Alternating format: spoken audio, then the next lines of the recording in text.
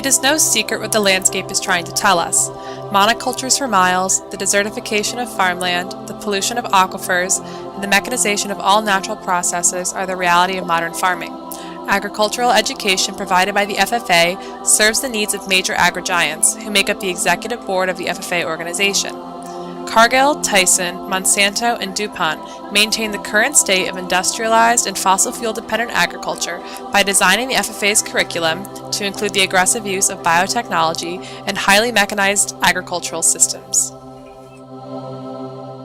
The Future Farmers of America organization was established in 1928 to provide agricultural education to aspiring local farmers. The George Baird Act of 1946 and the National Vocational Act of 1963 incorporated corporate-funded FFA programs into public school systems across the nation. Today, the organization boasts over 600,000 members in 7,000 chapters in 50 states. Without a doubt, this corporate-controlled organization is the primary source of agricultural education in the country. This allows Monsanto, Cargill, Tyson, and DuPont to indoctrinate industrialized agricultural methods into their hundreds of thousands of high school-age followers. On a local level, students vie for coveted scholarships such as the Cargill Local Leader Award or the Tyson Livestock Stewardship Prize. FFA members who make it to the national level have the honor of meeting agro-giant CEOs and attending corporate-funded concerts featuring the latest in country music stars. This grooms participants to graduate from the FFA program and work for these agri-giants, thus continuing agriculture on an unsustainable and uneconomical trajectory. It is important that corporate control of this magnitude be revealed to students, parents, and communities who expect a public school education to be insulated from such corporate bias. This took me to Big Springs High School in Newville, Pennsylvania, which ranks as having one of the most decorated and comprehensive FFA programs in the state. At Big Springs, I was able to ask Sara, an FFA teacher and FFA leadership advisor, about the presence of corporations in their organization. I was also able to interview a student, Tiffany, who has competed at nationals numerous times. So a lot of the agricultural programs teach education geared towards what is in the community. And we do that because we have ag advisory boards, which are members from the community, parents, industry representatives that guide us as to what we should offer.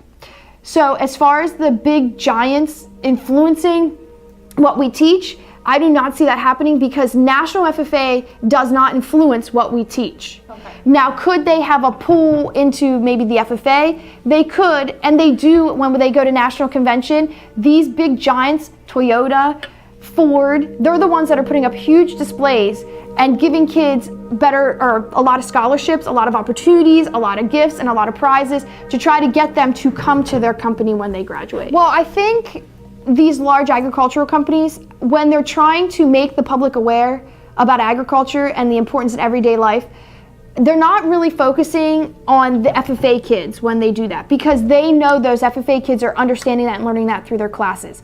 What they try to do is get the general public, hence why Dodge did that commercial, God Made a Farmer, Super Bowl, that was really big. But what it did is it opened people's eyes up to agriculture, that it exists. These companies are trying to work to make people understand that this is important. Because at one point, it was believed sometimes that if you were a farmer, that maybe you weren't as highly educated as somebody in the corporate world. But that's not at all. A lot of the people who are farmers, they are running full-blown businesses while trying to be able to produce quality food, quality products that are good for the American public. And we as Americans, we want the best. And so our farmers have to produce that.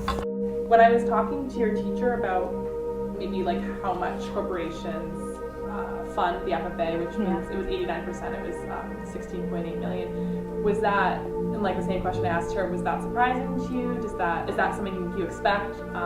Do you think that maybe your peers know that, and that? I'd say that like when I first joined FFA, I joined technically in the 8th grade because I showed animals. So to begin with, I didn't realize where the money for FFA came from or the fact that we needed so much money from sponsors and stuff. After attending National Convention, I'd say that it really opened my eyes, seeing all the sponsors there from the concerts and just walking around the shopping mall. You start to understand that like the money that you earn from competing, the plaques that they're giving out, there's sponsorships behind all of that. So it's at the local level as well as that national level. Across the United States, the slow food movement is gaining traction. Farmers are transitioning back to sustainable farming methods and restoring integrity to our food system. Unfortunately, agri-giants maintain their grasp on over 90% of the world's food supply. Unless we eradicate powerful corporations from dictating how agricultural education will be taught in public school systems, the current food regime will remain an undefeatable force, controlling all of the food that we eat.